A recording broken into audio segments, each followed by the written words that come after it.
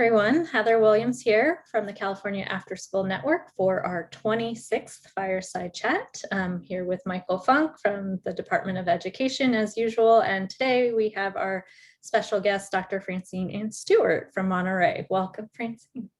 Welcome, Francine. Very excited to have you here, and Michael will introduce you in just a moment.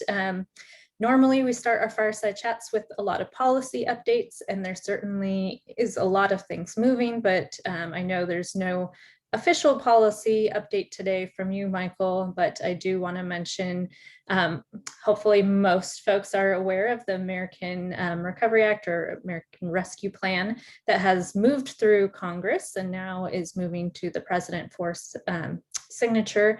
And there is significant federal investment in summer learning and after school,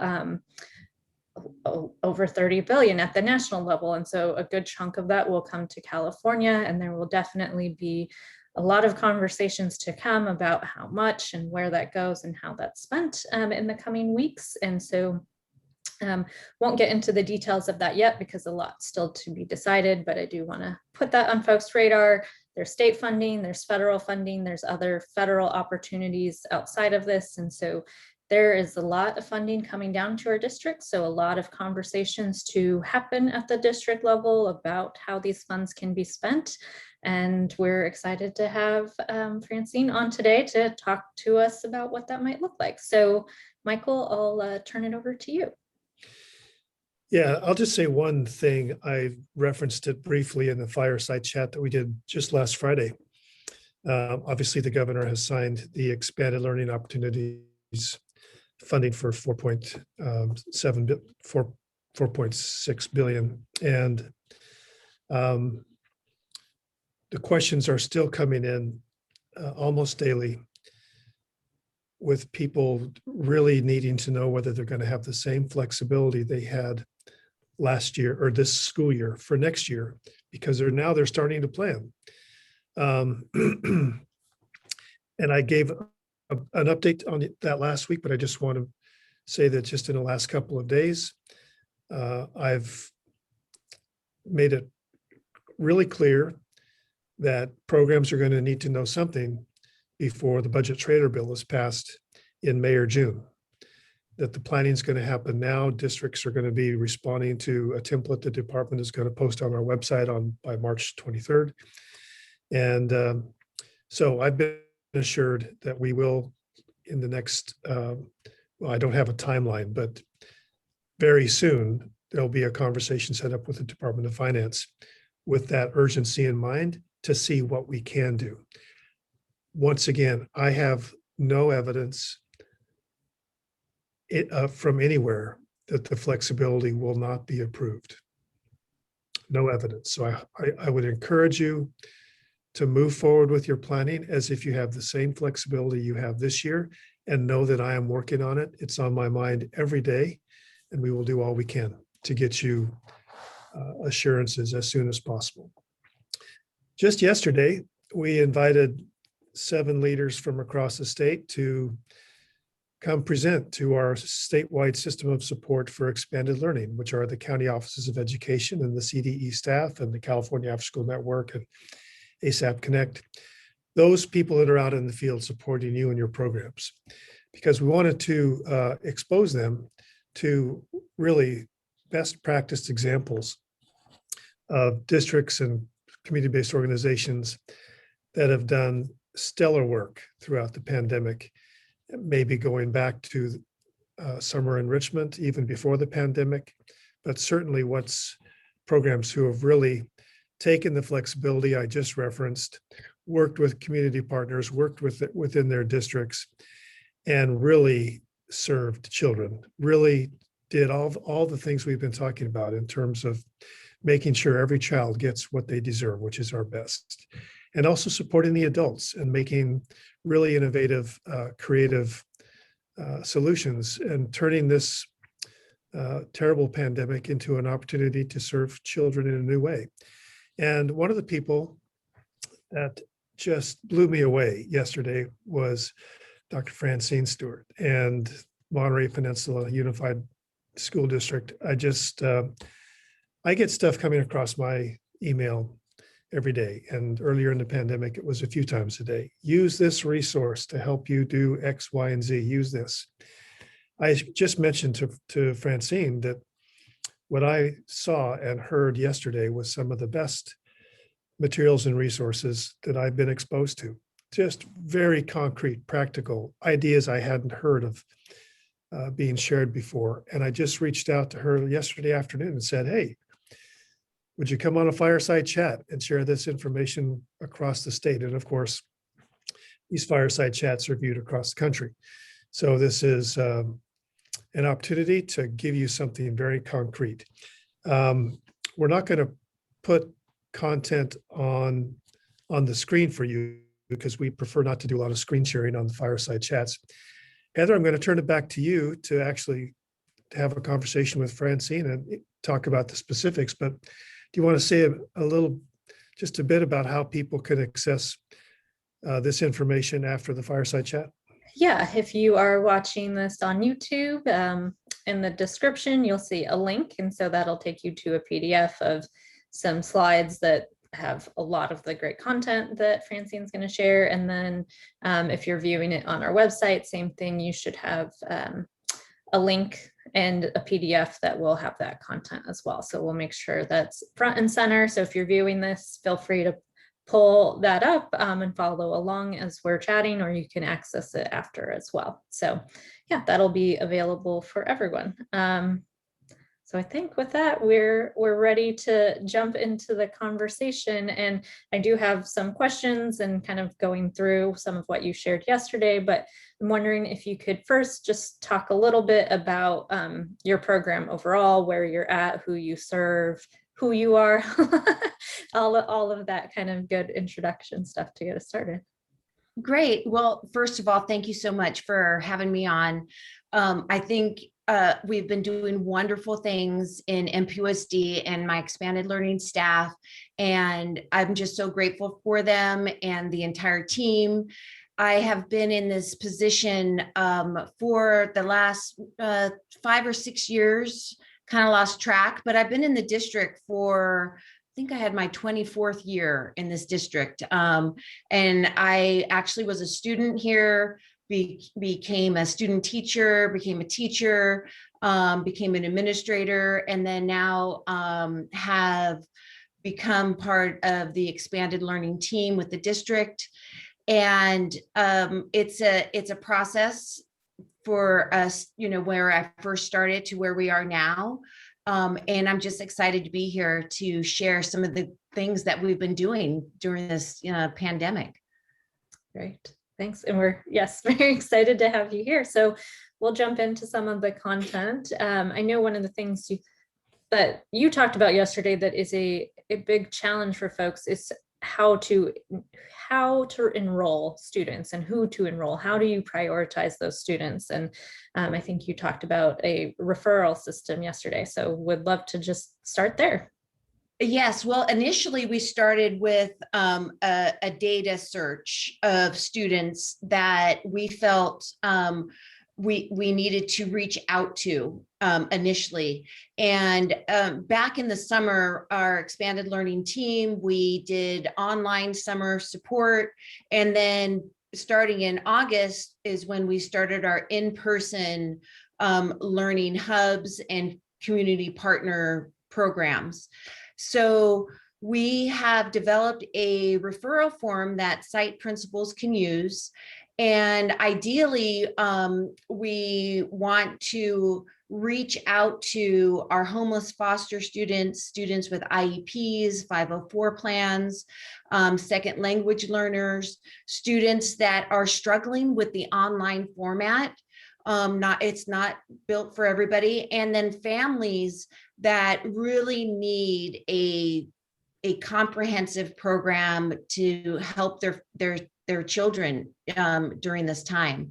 So we have developed this process, and the best thing about the process is that we connect families with the program that meets their needs the best. So they may live in one community, but their grandparents are helping drive kids around. So it may be a different, our neighboring community that the program fits best for them. So we try to match that to the families and what's best for the students. So, and that you couldn't have done that without the flexibility before, because the grant would only serve students from a particular school. So you've used the flexibility in that way to really meet the needs of the family. I'm really glad you brought up flexibility, because that is and has been the key. And I'm so grateful for that flexibility with attendance taking, with the ratios, with the sites that we can use, with the students that we can serve. So for example, in our essential worker program, we have students that are in our district and also in neighboring districts. And the bottom line is those students need us. We all have to work together to give what all of our students in our communities need. And without that flexibility, we would not have been able to do that. On top of that, nutrition services guidelines has helped greatly. Just so many things that have eased our restrictions in order to help meet the needs of our students and families. So thank you for helping get that flexibility done. But I just want to amplify what you just said, Francine, because you've used the flexibility and put students first. It's, you know, it's what we've been pleading with everyone to do, and many have done it. But this is such a great example, what you just raised, that it's so clear that what that student deserves and needs, and what the family deserves and needs, is what they received. So thank you. You're welcome. Yeah, so talking about putting students first, I think, you know, a lot of people were, the pandemic hit of almost a year ago to this date is when school districts started to close, and it's like, okay, we're gonna reopen in a few weeks. In a few weeks, it got pushed out. And initially it was kind of like, okay, we're gonna reopen in this sense that everything would just go back to the way it was before. But then no, schools can reopen and serve some of these populations, but in a very different way. And so you had to create all of these new policies and procedures for COVID, that just completely different way of operating, and still trying to keep in mind how you keep your students and your staff and your community safe. So can you just talk a little bit about your district and your policies and procedures and how you moved that way? Absolutely. We had to really look at things from a different lens. And we had to develop some policies and procedures that put safety first. That was the number one thing that we had to ensure. If we're going to bring students under our care at our school sites, safety had to be first. So we really took a long time to develop some policies and procedures regarding check-in, sharing of materials, how we use the playgrounds. We had to ask, for maintenance to give us extra supplies to clean, our nursing staff helping for contact tracing. If a outbreak did occur, we had to create a flow chart if there was an exposure, just to make sure that everybody was informed in a timely manner, and that most importantly, that we can ensure the safest environment for our students and our staff. So it was very made my heart feel good when our staff, was the pioneer to come out and to be on site and be face to face with students out in the community where everybody else was shut down. So I'm very grateful to them for taking that step. But one of the things that we did learn is that those policies and procedures that we developed were great. The district has, moved on to adopt them. So when we bring students back on campus for the regular school day, those things that we have learned and we've practiced have transferred over to the regular school day. So we're super proud of that. So you led the way, and you the kinks. I know that there were cases when one of your staff contracted COVID or something like that, and you had to make adjustments. And how many known transmissions of COVID from a student to a staff person in your program took place? Well, I'm glad you brought that up. We've had no known transmissions from student to student, student to staff, or staff to staff. That's my point. Yes, That's any my- closure that we did have was because we were notified by a family of a community transmission. And then we followed our procedures. And because of that, then we were able to contain things. So that just illustrates that paying close attention to safety and doing the right thing with protective equipment, et cetera, does work as we start to bring children back. Yes, it does work. And following the guidance of, the whatever county that you're in and state that you're in, it's very important to mitigate any kind of factors that could come in, and really, safety is number one. And I know you referenced this flow chart, and there will be a copy of that in the PDF, so folks can see how detailed that is and how thoughtful that process is. So that's a really great resource, not only for your district, but for everyone else that will get to see that. And I think one of the other really big challenges as we've been going through COVID is you have smaller cohorts. So you have to have more staff. Staff can only work certain hours, but you're now needing to serve twice as many or even more hours during the day. So the need for staffing has just in some cases doubled or more to be able to provide all of these services. And I know a lot of folks have reached out and have questions and are struggling around staffing, but you have some really great practices that you've been doing. And so hoping you can talk about the paraprofessional waiver and the teacher pipeline and some of those different strategies that you all have used to address the staffing challenges. Yes, everybody knows in expanded learning, even in a non-pandemic year, staffing is an issue. We always have a staffing issue, but given the circumstances we were under, we knew we had to step up and get as many, employees and staff in place to meet the needs of the community.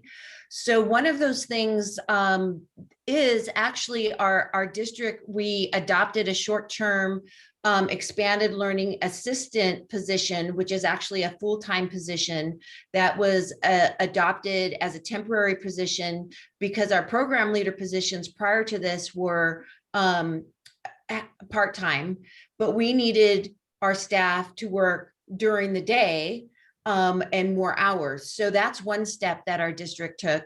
Another thing is that our district adopted what's called a paraprofessional waiver. So as you know, if you're in expanded learning and you have FPM coming up, you have grant positions need to have their employees be paraprofessional certified. And that's based on what the district has decided as the parameters to be paraprofessional compliant. So we not only just adopted a waiver, but what we're calling a plan to remedy as well. So part of that is to allow us to hire staff that is not currently paraprofessional compliant, meaning they have their units or they pass the district exam, but we're allowed to then put them on a path and support them so that we can eventually help them to become paraprofessional compliant, either by units or passing the exam. So we'll have flexible scheduling for them. And if they need to take a class and it on a certain day maybe needs to leave early or adjust their schedule so they can attend that class so they can get moved towards the units that they need to be paraprofessional compliant, then we want to accommodate that. We value our staff so much because they have such a great connection with our students, and anything we can do to help them in that endeavor helps us and helps our community. So in leading with that, in addition to having that paraprofessional, a position that is non-paraprofessional required, plus having the plan to remedy to become paraprofessional compliant, then we also are leading into the pipeline, the teacher pipeline, because our county office of education has a program to help classified employees get their bachelor's degrees. So then once they get their bachelor's degree, they can move up into a site director position and then gain more experience working with students and managing different aspects of expanded learning, and then move into a teacher program if they're interested. So for example, this year we have 3 of our site directors moving into a teacher residency program within our district. I'm so proud of them for doing that and following their dream to become a teacher. And then it helps us on the other end as well, because they will become a teacher in our district. And we always incorporate our credentialed teachers in our after school program, and having them on the other side, they'll be able to help us and help our students even more, but also tout all the great things that our expanded learning has done, for the students in the district. So to me, it's a win-win across the board. So you've not only put the students first, but you've put the adults first. We've known and we've seen great examples. And in my career, I've had many expanded learning staff move into the credentialing process and be part of a pipeline towards credentialing and diversifying the teacher workforce. But what I've heard here that I hadn't heard before is your district waiving the paraprofessional requirement. So the access point is there, along with the support to help them move. Brilliant in terms of career path, in terms of getting what we're referring to as community educators, those people who know the families of the children, who are from the community, what an amazing opportunity for the community and for those adults. Just to make it real, I'll put you on the spot here just a little bit. Can you think of whether you call them by name or not, can you tell us a story about someone who's had that waiver of the paraprofessional and started to work with kids, and what that has meant for them? Yes, actually, and it touches my heart too, because when an employee comes to us and maybe they don't have a lot of experience in working with children, none at all, and I never use that as the criteria to come work for us. What I've used is their desire to give back and to be part of something and to help. And I could teach anybody and the role of the job, but I can't teach somebody their heart, their intention. So that's the biggest thing for me. So we do, and we've had a couple of community members, and there also happen to be a couple of parents in the district as well, come in as program leaders, move up to site director. And actually one of my dearest staff members is one that is starting the residency program for next school year. And I just can't wait for the day for her to open her classroom and then have her students and have the parents in the community see her in that role as a teacher when they knew her as a program leader. That's going to be so exciting for me. Thank you. That's beautiful. Yeah, thank you. I know Alea from our team who focuses on a lot of the workforce issues. When she heard you talking yesterday about all of this, she was just so excited, and you really are doing a lot of really great work in this area. So excited to share out those resources and those strategies with the field. So let me just say, Heather, our state superintendent, Tony Thurman, has a real passion and a priority for diversifying the teacher workforce and expanding the pipelines into the teacher workforce. So this is a great example. We'll be sharing this with the superintendent. And if any of you out there watching the Fireside Chats have similar creative ways that you've created a career path for community educators, and even to the point of being intentional about the teacher pipeline to credentialing, please get in touch with us. Let us know. Yeah. Well, I think I want to shift gears a little bit for kind of our last set of questions, and that's talking about summer. It doesn't feel like it with the weather, but summer is right around the corner, and so summer planning is well underway for some folks. And so wondering if you can share a little bit about what you all have planned for this summer, that planning process, how you're planning in the midst of a lot of unknowns and to be determined, but still have some really great plans for what you're doing. Yes, we're super excited about summer. We have our summer 2021 Accelerated Outdoor Science Literacy Academy. I think that's what our name is going to be. We're still working on it. And what we want to do is kind of similar what we've always done every summer, is incorporate a summer environment, not a summer school in the tradition of summer school, but a summer environment that brings in academic support, as well as these enrichment activities that students have really not been able to participate in because of the pandemic. One of those critical roles, as I mentioned before, is we always incorporate credentialed teachers in our after-school program and are very grateful and thankful for their participation. And several years ago, our summer program actually turned from expanded learning, just taking students after the academic time and just extending their day. And several years ago, it changed in our district from that model to summer being actually under the expanded learning umbrella, in which we plan and provide a comprehensive full day program for students, and then push in the credentialed and academic support.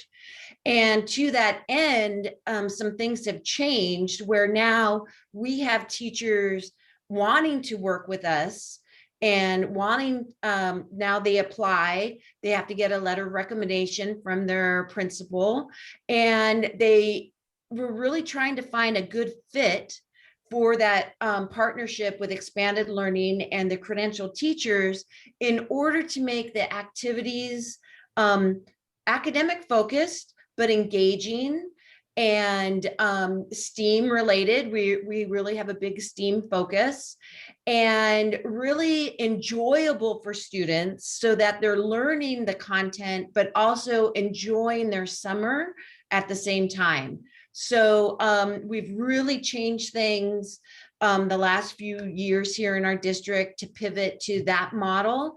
And so we're really looking forward to this summer where we are having credentialed teachers. Actually, they've already started a 3-month professional development literacy program, which is a requirement for them to complete in order for them to be even qualified to teach in our summer program. So things have changed drastically for our summer as how it used to be to where it is now. And we're excited to have this opportunity and these additional funds that Michael was mentioning in the beginning to kind of help and support us in that endeavor. Real quick, last, how many hours a day does the summer program operate? So we run a 6-hour program with an extended day as an optional piece for parents. So, and we provide transportation in the morning until so essentially 8 till 2, and then transportation back. We have breakfast and lunch. And then if parents do need the extended day portion, then we're there till 4 o'clock. And in some cases, a little bit later, depending upon the site. Okay. And what parents need at the moment. Thank you. Yep.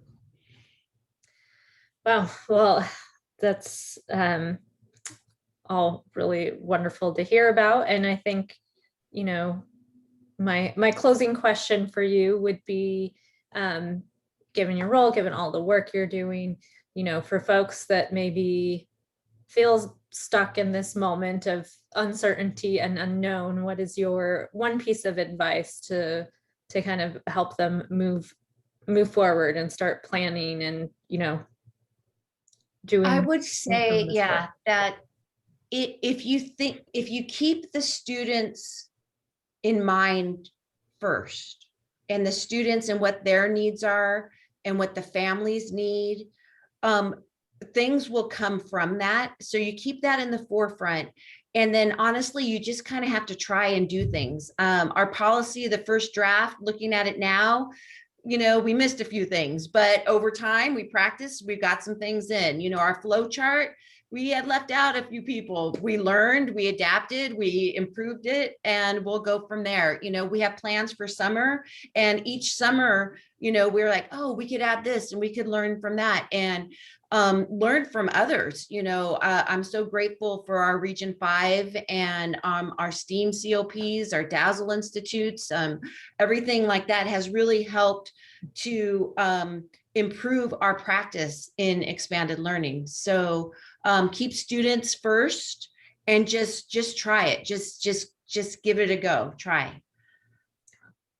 Well, I just want to thank you again for joining us today and sharing all of your wisdom and the hard work of you and your team in Monterey. We really appreciate everything that you've shared with us today, and we're happy you could join us. So, and I just remembered one critical component, and the last thing is to have the relationship with the superintendent or cabinet and school board.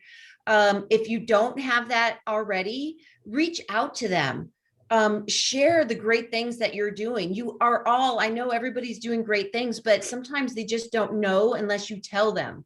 So let them know, and maybe use us as an example of that great partnership with the school district, because without their support and belief in our program, these things would be very difficult to accomplish. So that partnership with the district and superintendent and our superintendent, PK Diffenbaugh and Cresta McIntosh, and our school board, they've really put their money where their mouth is, sort of thing. It's great. that's great. Well, Michael, do you want to close this out with Yeah, your thoughts? of course. I've closed almost every fireside chat with the admonition to lead with love. And so many times people interpret that as, oh, that's nice, or that's the soft stuff, or that's cute. Leading with love is hard work. What Francine is talking about is putting love into action.